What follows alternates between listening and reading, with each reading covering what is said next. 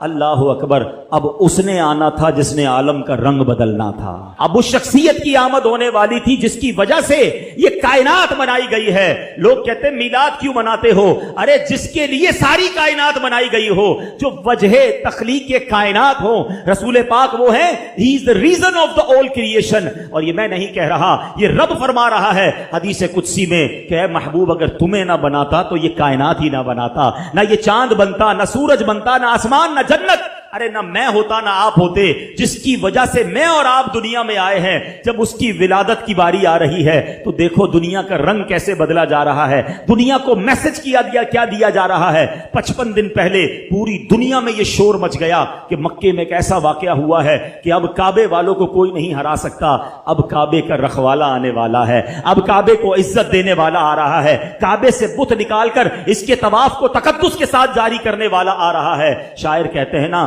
آئی نئی حکومت سکہ نیا چلے گا، آئی نئی حکومت سکہ نیا چلے گا، عالم نے رنگ بدلا، صبح شب ولادت مبارک ہو، وہ شاہ پردے سے باہر ہونے والا ہے، گدائی کو زمانہ جس کے در پر آنے والا ہے۔ اللہ اکبر۔ یہ واقعہ نبی پاک کی ولادت سے 55 دن پہلے ہوتا ہے، اور پھر 12 ربیع الاول کا وہ مبارک دن تشریف لاتا ہے کہ جب نبی پاک علیہ الصلوۃ والسلام صبح صادق کے وقت پیر کا دن ہوتا ہے اور اس دنیا میں مکہ پاک میں تشریف لاتے ہیں۔ ہر طرف خوشی کا سما ہے، نور کی برسات ہے۔ بی بی آمنہ فرماتی ہیں جب ولادت کا وقت تھا میرے جسم سے ایسا نور بلند ہوا جس میں نے دوسرے ملکوں کے محلات کو دیکھ لیا۔ فرماتی ہے میں نے دیکھا کہ ایک مشرق میں جھنڈا لگایا گیا، ایک مغرب میں جھنڈا لگایا گیا، ایک کعبے کی چھت پر جھنڈا لگایا گیا، اور اس کے بعد نبی پاک کی ولادت ہوتی ہے۔ اللہ اکبر۔ میرے آقا کی ولادت کے وقت جھنڈا لگانا یہ فرشتوں کا طریقہ ہے، تو اے جھنڈے لگانے والوں تمہیں مبارک ہو۔ اب آگے چلیے، میرے آقا کے بچپن کا ایک واقعہ پھر میں بیان کو اختتام کرتا ہوں۔ ویسے تو میرے آقا کی ہر ادا نرالی ہے، اللہ اللہ وہ بچپنے کی پھبن، اللہ اللہ وہ بچپنے کی پھبن، اس خدا بھاتی صورت پہ لاکھوں سلام۔ نبی پاک کی ہر ادا نرالی۔ عام بچوں کی طرح بہت سارے معاملات آپ کے ساتھ نہیں تھے، آپ ختنہ شدہ، ناف کٹی ہوئی، ناف کاٹنی پڑتی ہے جب بچہ پیدا ہوتا ہے، ناف بریدہ ہیں، ختنہ شدہ ہیں، خوشبوؤں میں مہکے ہوئے، غسل کیے ہوئے میرے آقا دنیا میں تشریف لاتے ہیں، اور جیسے ہی دنیا میں آتے ہیں میرے آقا سجدے میں چلے جاتے ہیں۔ زبان مبارک سے رب حبلی امتی کی صدائیں ہیں۔ صلاۃ و سلام میں پڑھتے ہو نا، رب حبلی امتی کہتے ہوئے پیدا ہوئے، حق نے فرمایا کہ بخشا الصلاۃ والسلام۔ تو کیسے آقا ہیں کہ جو آتے ہی امت کو یاد کر رہے ہیں، سبحان اللہ۔ اب عرب کے لوگوں میں یہ دستور تھا کہ جب بچے چھوٹے ہوتے تھے تو وہ ان کو دودھ پلانے کے لیے ذرا دیہاتوں میں بھیج دیتے تھے۔ اس کی دو وجوہات تھیں، ایک تو ان کی آب و ہوا اچھی ہوتی تھی، صحت اچھی ہو جائے، دوسرا عرب کے لوگوں کو اپنی عربی زبان سے بڑا پیار ہوتا تھا۔ وہ سمجھتے تھے کہ شہر میں زبان جو ہے وہ مکس اپ ہو جاتی ہے، تو گاؤں کی زبان جو ہے وہ ذرا اصلی زبان ہوتی ہے تو بندے کی فصاحت بہتر ہو جائے۔ تو بی بی حلیمہ سعدیہ ایک ایسی دائی ہے، اب دیکھیں کہ کمال دیکھو کہ اس زمانے میں، اس وقت، اس سال بہت ساری دائیاں مکے آئیں اور بڑے بڑے رئیسوں کے بچے لے کر گئیں۔ ہمیں کسی کا نام یاد نہیں ہے، مگر ایک ایسی دائی جو آئی تو دودھ پلانے تھی، غریب خاندان سے تعلق رکھتی تھی، خدمت نبی پاک کی 1450 سال ہو گئے۔ سیرت کی ہر کتاب میں دائی حلیمہ کا نام ملتا ہے۔ میرا نام کرے گا روشن دو جگ میں نام تمہارا، جس نے نبی پاک کی غلامی اختیار کی، جس نے پیارے آقا کے نام کو بلند کیا، ان کا چرچا کیا، اللہ نے اس کے نام بلند کر دیے۔ کیا خوب بات شاعر لکھتے ہیں نا، فرماتے ان کے جو غلام ہو گئے وقت کے امام ہو گئے، نام لیوا ان کے جو ہوئے ان کے اونچے نام ہو گئے۔ تو دائی حلیمہ کہتی میں بھی کمزور تھی، غریب بھی تھی، خود میرے پاس بھی دودھ بہت کم آتا تھا، اپنا بچہ میرا دودھ کی وجہ سے بلکتا تھا۔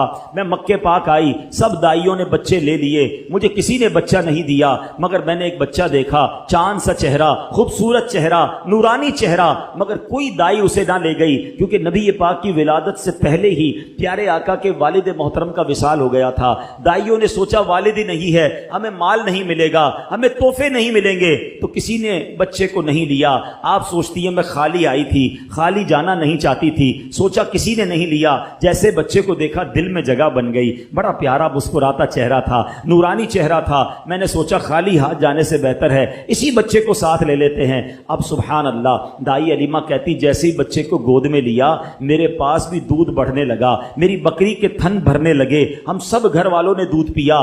میں نے اپنے بچے کو بھی اپنا دودھ پلایا. جناب رسول اللہ صلی اللہ علیہ وسلم نے بھی دودھ پیا. اب جب واپسی کا سفر شروع ہوا, کہتی جب آ رہی تھی میرا خچر بھی لاغر, میری اونٹنی بھی کمزور, میری اونٹنی سب سے پیچھے رہ جاتی. کئی بار قافلے والوں نے کہا اے حلیمہ تمہاری وجہ سے قافلہ روکنا پڑتا ہے, تمہاری اونٹنی اور تمہارا خچر پیچھے رہ جاتا ہے. اللہ اکبر, کہتی جب واپسی کا سفر ہے میری اونٹنی سب سے آگے ہے, میرا خچر سب سے آگے ہے. گاؤں والے کہتے حلیمہ کیا جانور تبدیل کر لیا, کیا نئی اونٹنی خرید لی؟ کہ اونٹنی تو وہی ہے, یہ برکت ساری اس بچے کی ہے, اس نور والے چہرے والے کی ہے. کہتی جب گاؤں میں پہنچتے ہیں, رات ہوئی, جب صبح ہوئی تو گاؤں والے آ کے پوچھنے لگے اے حلیمہ ساری رات تیری جھونپڑی سے روشنی آتی رہی, نور نکلتا رہا, کیا تو نے ساری رات لائٹ جلائی تھی, چراغ جلائے تھے؟ کہتی چراغ تو نہیں جلایا, یہ بچہ ہی ایسا ہے کہ ساری رات اس کے چہرے سے نور نکلتا جا رہا ہے. اللہ اکبر. بی بی حلیمہ کہتی میری بکریاں چرانے میرے بچے جاتے, سارے گاؤں سے زیادہ میری بکریاں فربا ہونے لگ گئیں, موٹی تازی ہونے لگ گئیں. گاؤں والوں نے کہا پتہ تو کرو یہ حلیمہ کی بکریاں کدھر جاتی ہیں, ہماری بکریاں کمزور, اس کی بکریاں طاقتور, اپنی بکریاں ان کے ساتھ بھیجو. اسی کے ساتھ بھیجی جانے لگی, مگر فرق کسی میں نہیں آتا تھا. صرف بی بی حلیمہ سعدیہ کی بکریاں جو ہیں وہ فربا ہیں, گھر میں عجب رونق ہے. درود پاک ویسے ہر دن پڑھیں, سبحان اللہ, برکتیں ہی برکتیں ہیں, مگر جمعے کے دن اللہ اکبر. آپ جب درود کے فضائل احادیث کی کتابوں میں دیکھتے ہیں نا تو باقاعدہ الگ چیپٹر باندھا محدثین نے, یعنی عام درود پاک کے فضائل لکھے, پھر ایک آپ کو درود پاک کی فضیلت کی کتاب میں الگ چیپٹر ملے گا کہ جمعے کے دن درود پڑھنے کے فضائل. یعنی اتنی حدیثیں ہیں اسپیشلی فرائیڈے کے لیے, جمعے کے دن کے لیے. بڑی مشہور حدیث میرے آقا علیہ الصلوۃ والسلام فرماتے ہیں جس کا مضمون ہے کہ جو کوئی شخص جمعہ کے دن 200 بار درود پاک پڑھے اس کے 200 برس کے گناہ معاف کر دیے جاتے ہیں. اب یہ کتنی پیاری حدیث ہے. ایک اسی طرح کی حدیث یہ بیسیکلی کثرت سے بتانے کے لیے, انکریج کرنے کے لیے کہ درود اس دن زیادہ پڑھے جائیں, گناہوں کی معافی کا ایک ایسا سبحان اللہ سلسلہ ہے. ایک اور حدیث پاک ہے جس کا مضمون ہے جو جمعہ کے دن 80 بار درود پاک پڑھے اس کے 80 برس کے گناہ معاف کر دیے جائیں گے. تو یہ دن تو سبحان اللہ گناہ گاروں کی بن آتی ہے, گناہ گاروں کو موقع دیا جاتا ہے کہ پورے ہفتے میں اگر کوئی کمزوری رہ بھی گئی ہے تو اب جمعہ آ گیا ہے, اب درود پڑھ لو, اب تلاوت کر لو, اب دعائیں کر لو, اب اللہ سے رجوع لے آؤ. یہ جمعے کا دن سبحان اللہ, مفتی احمد یار خان نعیمی رحمت اللہ تعالی علیہ فرماتے ہیں جمعہ کے دن کوئی نیکی کی جائے اللہ کی بارگاہ میں جمعے کا شرفی اور مقام اتنا اعلیٰ ہے کہ جمعہ کی ایک نیکی 70 گنا اس کا ثواب عطا کیا جاتا ہے, ملٹی پلائی بائی 70. سوچئے, سمجھدار لوگ بیٹھے ہیں, کاروباری لوگ بھی بیٹھے ہوں گے. ہمارے یہاں نارملی سپر اسٹور پہ یا کسی جگہ پر مارکیٹس وغیرہ میں اسکیم لگتی ہیں, 25% discount, 50% discount, buy 1 get 1 free, ایک خریدو دوسرا فری. لوگ گرمیوں کی چیزیں سردیوں میں خرید لیتے ہیں. ارے بھائی ابھی تو گرمیاں, ابھی سے جیکٹ خرید دی ہے یار, سستا مل رہا تھا, ایک فری مل رہا تھا, سردیوں میں کام تو آئے گا نا, چلو لے لو بھائی. سردیوں میں گرمیوں کی چیزیں خرید رہے ہوتے ہیں, کیوں؟ سستا. ہم دنیا کے نفع کے لیے, دنیا کے بینیفٹ کے لیے ٹریول بھی کرتے ہیں, جا کر خرچ بھی کرتے ہیں. مجھے اچھی طرح یاد ہے افریقہ کے غالباً ایک ملک میں تھا, تو بارڈرز ملے ہوئے ہوتے ہیں. ہم بارڈر ہم نے کراس کیا, ایک ملک کا جیسی بارڈر کراس کیا. بارڈر کراس کرتے ہی ایک بہت بڑا, ویرانہ تھا لیکن بہت بڑا شاپنگ مال بنا ہوا اور گاڑیوں کی قطاریں. تو میں نے اسلامی بھائی سے پوچھا یار اس ویرانے میں اتنا بڑا شاپنگ مال اور اتنی گاڑیاں؟ تو انہوں نے وجہ بتائی, کیا بتائی؟ کہتے ہیں جس ملک کے بارڈر کے ساتھ یہ سٹور ہے نا, اس ملک میں ٹیکس ہے, یہ ملک ٹیکس فری ہے. اچھا, اس ملک نے اپنے بزنس کو چلانے کے لیے اپنے ملک کے اندر مال بنے ہوں گے, ایک اسپیشل مال یہاں بنا دیا تاکہ اس ملک والے سفر کر کے آئیں اور پورے مہینے کا سامان اس سٹور سے لے کے واپس چلے جائیں, صرف ٹیکس بچانے کے لیے. ایک مہینے کا سامان, اچھا گاڑیوں کی لائنیں. اب بتاؤ یار, ہم دنیا کمانے کے لیے, سفر کرنے کے لیے تیار ہیں, نفع کمانے کے لیے وقت دینے کے لیے تیار ہیں. ہر جمعے اسکیم اناؤنس ہے, ایک نیکی کرو 70 گنا ثواب کماؤ گے. بتاؤ کیا ذہن ہونا چاہیے کہ یار بس جمعے کا دن تو قرآن پڑھوں گا، درود پڑھوں گا، صدقہ کروں گا. سبحان اللہ، ڈھونڈ ڈھونڈ کے ہمارے صحابہ علیہم رضوان ڈھونڈ ڈھونڈ کے نیک اعمال کرتے تھے کہ یہ بھی عمل کر لوں، یہ بھی کر لوں، اور جمعے کے دن اسپیشلی. تو اللہ کرے ذہن میں یہ بات بیٹھ جائے کہ میں نے جمعے کو زیادہ نیکیاں کرنی ہیں. اچھا، اب اس میں ایک اور مشورہ دیتا ہوں. مثال کے طور پہ آپ نے ذہن بنایا ہوا ہے کہ یار پیر والے دن جو ہے نا میں نے کسی مریض کی عیادت، رشتہ دار ہے وہاں جانا ہے، یا میں نے جناب سیٹرڈے یا سنڈے کوئی صدقہ خیرات کرنا ہے، کسی کی ہیلپ کرنی ہے. آپ نے کوئی نیکی پلان کی ہوئی ہے ہفتہ اتوار پیر منگل میں، تو کوشش کر کے اس کو جلدی کریں اور فرائیڈے میں کر لیں. ایک پوائنٹ آپ نے دیکھا، میں نے یہ نہیں کہا کہ اس کو اگلے جمعے کریں، ہاں ڈیلے نہ کریں، تھوڑا جلدی کر کے اس جمعے کو کریں تاکہ 70 گنا جو ہے وہ اس میں ثواب کما لوں، برکتیں حاصل کر لوں. تو اللہ کرے کہ میں اور آپ نیکیوں کے حریص بن جائیں. نیکیوں کی جو لالچ ہے نا، لالچ میں یہ بھی کر لوں، میں یہ بھی کر لوں، میں سجدہ بھی کروں، میں تلاوت بھی کروں، میں صدقہ بھی دوں، یہ تو نصیب والوں کو ملتا ہے. اور صحابہ کرام میں نظر آتا تھا، پیچھے نہیں ہٹتے تھے صحابہ. ہمیں اعلان کیا جا رہا ہے کہ یہ موقع ہے، یہ نیکی ہے، اور پھر بھی کوئی نظر نہیں آتا. اللہ کرے کہ یہ جذبہ، کیونکہ یاد رکھو جس طرح کاروباری لوگ کہتے ہیں نا سیزن ہے نیکیاں کر لو، بالکل اسی طرح جب تک میری اور آپ کی سانسیں باقی ہیں نا، نیکیوں کا سیزن جاری ہے. جتنی نیکیاں کمانی ہے کما لو. یہ مائنڈ سیٹ بنا لو کہ یار پتہ نہیں کب مر جاؤں، اور نیکی اور نیکی. جس طرح پیسے کمانے کا ذہن ہوتا ہے نا، اللہ کرے اس سے زیادہ میرا اور آپ کا نیکیاں کمانے کا ذہن ہو جائے. یار تھوڑی اور نیکی کما لو، تھوڑی اور. مثال کے طور پہ آپ کہیں جا رہے ہیں، کسی نے کہا ذرا بیٹھیے 10 منٹ بعد وہ بھائی آئیں گے. اب ہم 10 منٹ کس طرح گزارتے ہیں؟ موبائل نکالا اور جناب دیکھنا شروع. 10 منٹ کیا 15 منٹ بھی گزر جائیں پتہ نہیں چلے گا. لیکن یہ 15 منٹ میں کیا ملا آپ؟ شاید گناہ ہی ملے ہوں گے، کیونکہ ہمارے موبائل میں تو بہت ساری چیزیں ایسی ہیں یا تو حرام دکھا دیتی ہیں یا حرام سنا دیتی ہیں. لیکن اگر نیکیوں کا ذہن ہو تو بندہ سوچے یار 10 منٹ میں تو میں سورہ یاسین پڑھ سکتا ہوں، 10 قرآن کا ثواب ہے. موبائل میں قرآن پاک ڈاؤن لوڈ ہو، قرآن شریف نکالا اور یاسین شریف پڑھ لی، ویٹنگ ایریا کے اندر 10 قرآن کا ثواب کما لیا. اگر یہ مائنڈ سیٹ ہو، بندہ کہ یار اتنی دیر میں تو 100 بار درود پاک پڑھ لوں گا. اور آقا علیہ الصلوۃ والسلام فرماتے ہیں جو 100 بار درود پاک پڑھے اس کی دونوں آنکھوں کے درمیان لکھ دیا جاتا ہے کہ یہ بندہ دوزخ کی آگ اور نفاق سے بری ہے. 5 منٹ 10 منٹ میں اتنی نیکیاں کما سکتا. لیکن مائنڈ سیٹ ہی نہیں ہے، گھنٹوں ضائع کر دیں گے، نیکی کمانے کا ذہن نہیں بنتا. اگر یہی 10-15 منٹ میں مجھے پیسے ملنے ہوتے تو بتاؤ ہم کیا کرتے. اللہ کرے دل میں اتر جائے میری بات. تو بہرحال جمعہ کا دن یہ بہت کمال کا دن ہے. ہر جمعے کے دن آپ کو اونٹ صدقہ کرنے کا ثواب مل سکتا ہے. ایک اونٹ کتنے کا آتا ہے؟ 1.5-2 لاکھ روپے کا تو ہوتا ہے. 2 لاکھ روپے ہر جمعے کو صدقہ کرو. مہینے کے ہو گئے 8 لاکھ روپے. بندہ بولے غریب آدمی 8 لاکھ ہر مہینے؟ جی جناب، ہر مہینے 8 لاکھ کم و بیش آپ صدقہ کرنے کا ثواب کما سکتے ہیں. کیسے؟ کتنا آسان.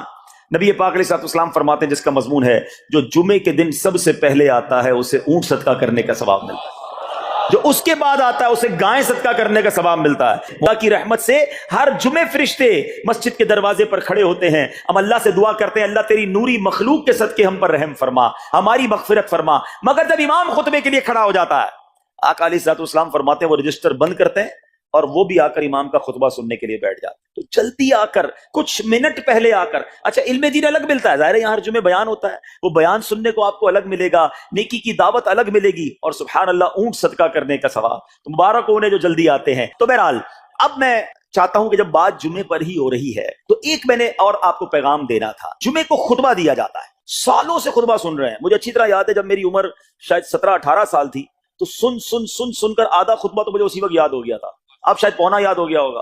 آپ میں سے بھی کئیوں کو 60-70-80% خطبہ یاد ہوگا کیونکہ ہر جمعے سنتے ہیں. مگر کس کو یہ تجسس ہوا کہ یہ ہر جمعے امام صاحب پڑھتے ہیں، اس میں پیغام کیا ہے، اس کا ترجمہ کیا ہے، اس میں ہمیں کیا جاتا ہے؟ بس سر جھکاتے ہیں، ہاتھ باندھتے سنتے رہتے ہیں، کچھ سو بھی جاتے ہوں گے. ارے اللہ کے بندو سوچو تو صحیح کہ ہر جمعے کو سنتا ہوں، آدھا پونا یاد بھی ہو گیا، پیغام کیا ہے؟ 2 باتیں، ایک حدیث پاک اور ایک خوبصورت پیغام. ہر جمعے کو آپ سنتے ہیں، ٹھیک ہے؟ حدیث ذرا سنیے گا. اللہ کے حبیب علیہ الصلوۃ والسلام فرماتے ہیں البر لا یبلا والذنب لا ینسا والدیان لا یموت. سنے ہوئے نا یہ الفاظ؟ ایسا لگ رہا ہے کہ یار یہ الفاظ تو کانوں میں ہر جمعے آتے ہیں. آگے فرمایا اعمل ما شئت کما تدین تدان. یہ ایک حدیث ہے، ٹھیک ہے؟ اس کے بعد قرآن کی ایک آیت تلاوت ہوتی ہے فمن یعمل مثقال ذرۃ خیرا یرہ ومن یعمل مثقال ذرۃ شرا یرہ.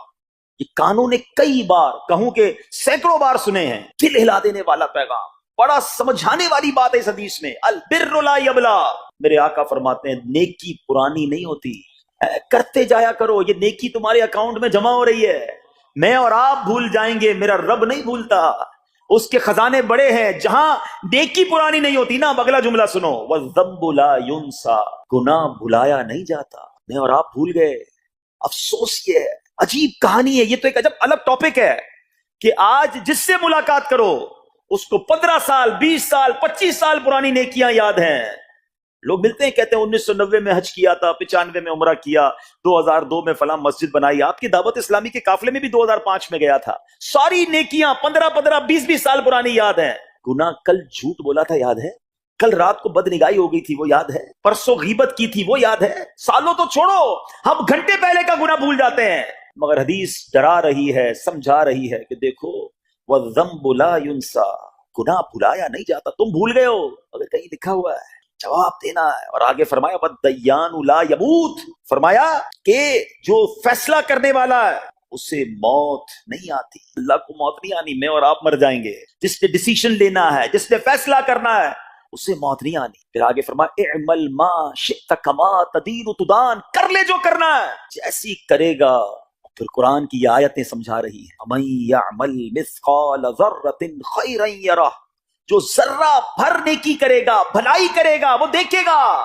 وَمَن يَعْمَلْ مِثْقَالَ ذَرَّةٍ شَرًّا يَرَهُ, کہ جو ذرہ بھر برائی کرے گا.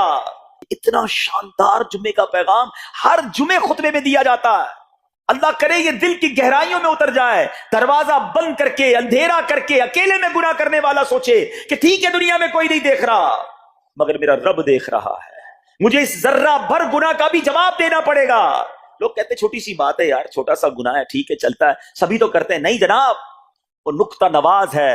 وہ معاف کرنے پہ آئے تو 100 بندوں کے قاتل کو معاف کر دے, اور وہ پکڑنے پہ آئے تو ایک نقطے پر پکڑ فرما دے. ہمیں ڈرنا ہوگا, ہمیں خوف اپنے دل میں طاری کرنا ہوگا, کیونکہ یہ گناہ میری آخرت میں میری پکڑ کا سبب بن سکتا. بالکل اسی طرح چھوٹی چھوٹی نیکیاں سمجھ کے چھوڑ دیتے ہیں. یار سنت غیر موقدہ ہی ہے نا, نفل ہی تو ہے نا, سنت ہی تو ہے نا, ٹھیک ہے درود پڑھنا چاہیے, نہیں پڑھا تو کوئی بات نہیں. ارے یار کون اجتماع میں جائے, کون درس میں بیٹھے, صدقہ دینا کوئی واجب تو نہیں, زکات تو پوری دیتا ہوں. چھوٹی چھوٹی نیکیاں سمجھ کر چھوڑتے ہو. ارے وہ تو کتے کو پانی پلانے والے کو اس سبب سے بخش دیا کرتا ہے, راستے سے پتھر ہٹانے والے کو بخش دیا کرتا ہے. فرمایا نا البر لا یبلا, نیکی پرانی نہیں ہوگی, کرتے جایا کرو.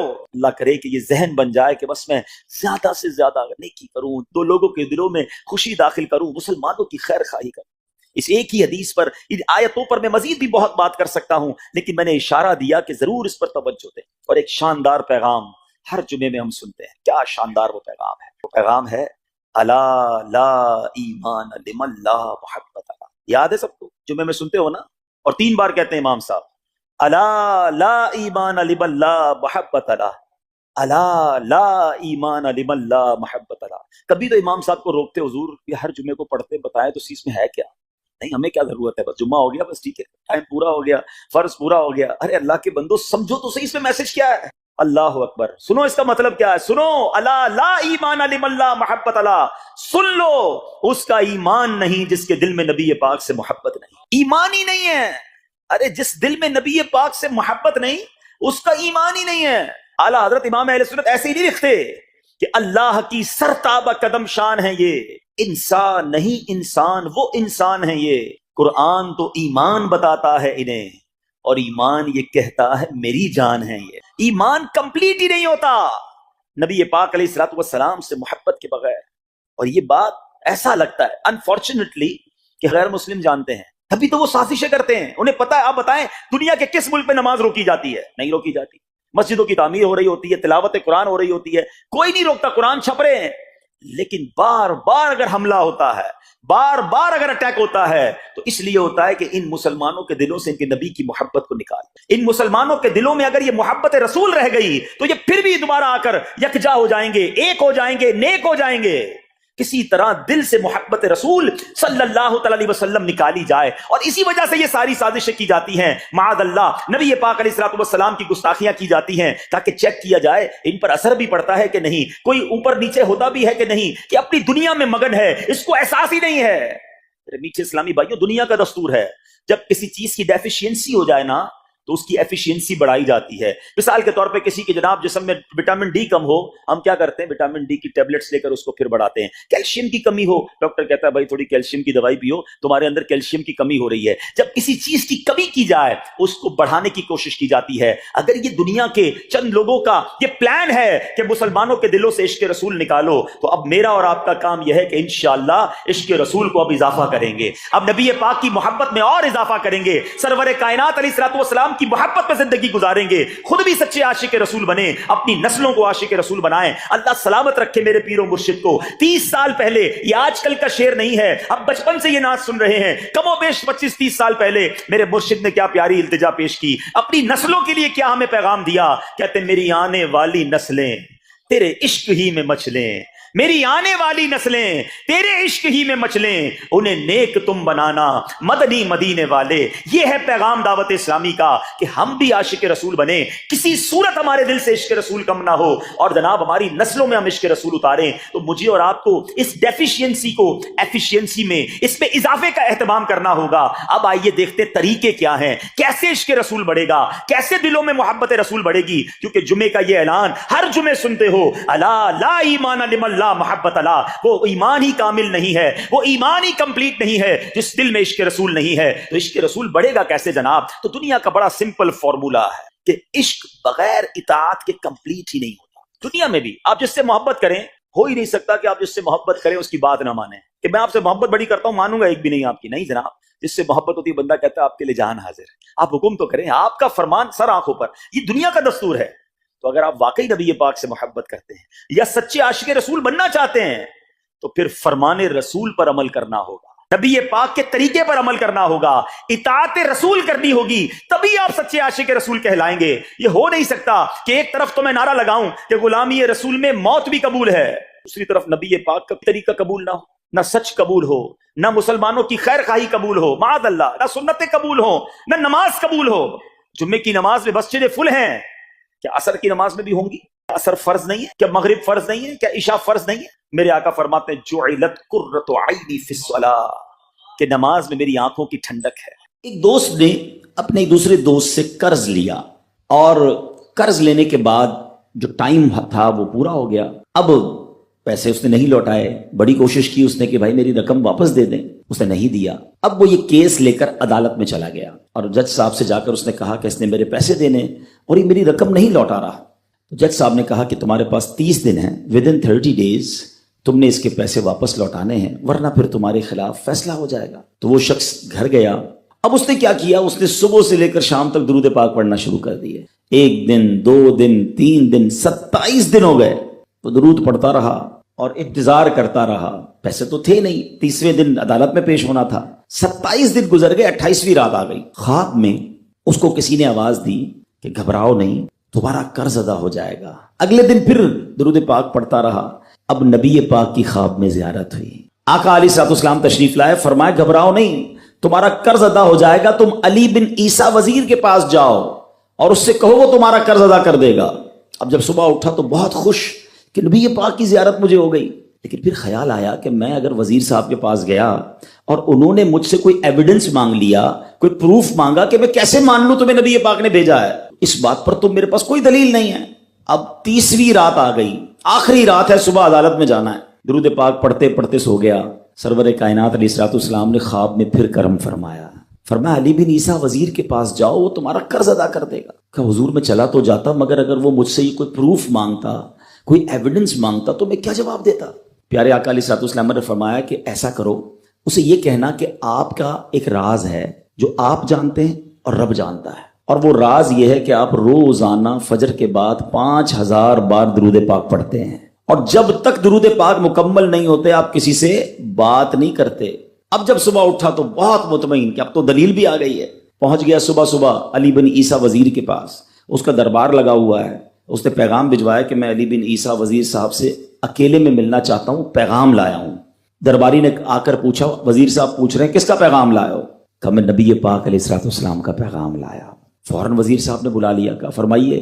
کہ مجھے میرے آقا علیہ الصلوۃ والسلام نے کہا ہے کہ آپ میرا قرض ادا کر دیں، میں 3000 دینار کا مقروض ہوں، today is the last day in the court, آج مجھے کورٹ میں پیش ہونا ہے، اگر آج میں نے اپنا قرض ادا نہ کیا تو مجھے جو ہے وہ سزا ہو سکتی ہے۔ علی بن عیسیٰ کہتا ہے میں بالکل آپ کا قرض تو ادا کر سکتا ہوں، مگر مجھے کیسے پتہ چلے، کوئی دلیل ہے، کوئی پروف ہے کہ آپ کو نبی پاک علیہ الصلوۃ والسلام نے بھیجا ہے؟ کہتا ہے ہاں، خالی ہاتھ نہیں آیا، آقا نے دلیل بھی عطا فرمائی ہے۔ اچھا بتائیے کیا دلیل ہے؟ کا دلیل یہ ہے کہ آپ کا ایک راز ہے جو صرف آپ جانتے ہیں اور آپ کا رب جانتا ہے۔ 5000 ٹائمز ڈیلی آپ درود پاک پڑھتے ہیں فجر کے بعد، اور جب تک یہ درود پورے نہیں ہوتے آپ کسی سے بات نہیں کرتے۔ آپ ذرا پہلے تھوڑی دیر کے لیے امیجن کریں کہ جو وزیر 5000 بار روز درود پڑھتا ہوگا وہ عاشق رسول کیسا ہوگا؟ اس کی تو لاٹری نکل آئی نا، وہ تو خوشی سے جھوم اٹھا، کہتا ہے مرحبا یا رسول اللہ، میرے درود پاک قبول ہو گئے، بہت خوش۔ اب ابھی بیٹھے آپ کمرے میں، گیا واپس آیا اور 3000 نہیں 9000 دینار لے کر آیا، کہتے 3000 تو نبی پاک کا حکم، مرحبا یا رسول اللہ، 3000 اور لیجئے، آپ نے اتنی اچھی خبر مجھے سنائی، اتنا پیارا خواب سنایا، آپ کے قدم میرے گھر تک آئے، اور 3000 مزید لے جائیے، اس سے اپنے بچوں کے لیے کوئی کاروبار شروع کیجئے، اور ایک وعدہ بھی کیجئے، زندگی میں آئندہ جب بھی آپ کو کوئی ضرورت پڑے گی نا، آپ میرے پاس آئیں گے، میں آپ کا بھائی ہوں۔ اب یہ دیوانہ بڑا خوش ہو کر عدالت پہنچا۔ اچھا everybody expecting over there, سب یہ سوچ رہے تھے کہ یہ اس نے آج گرفتار ہی ہونا ہے، کیونکہ تھا ہی کچھ نہیں اس کے پاس، پہلے ہی کہہ دیا تھا کہ میں کولیپس ہو گیا ہوں۔ اب عدالت میں جاتے ہی اس نے 3000 دینار جج صاحب کو دے دیے کہ صاحب اس کا میرا قرضہ ادا کر دیں، میں جو ہے وہ اپنے قرضے سے بری ہونا چاہتا ہوں۔ جج صاحب ہوتے ہیں، انہوں نے کہا قرضہ تو ادا کر دیں گے، پہلے بتاؤ پیسے لائے کدھر سے ہو؟ تم تو کہتے تھے پیسے نہیں تھے تمہارے پاس، اتنی بڑی رقم کیسے انتظام کی؟ اب بھری عدالت میں گویا اس نے زبان حال سے یہ کہا کہ اتنا دیا سرکار نے مجھ کو، اتنی میری اوقات نہیں، یہ تو کرم ہے ان کا، ورنہ مجھ میں تو ایسی بات نہیں۔ اب اس نے بھری عدالت میں پورا واقعہ سنایا کہ میں نے تو کچھ نہیں کیا، آقا خواب میں تشریف لائے، میں وزیر صاحب کے پاس گیا، انہوں نے یہ پیسے دیے۔ سنو اس زمانے کے جج بھی کیسے ہوتے تھے، وہ جج دوران عدالت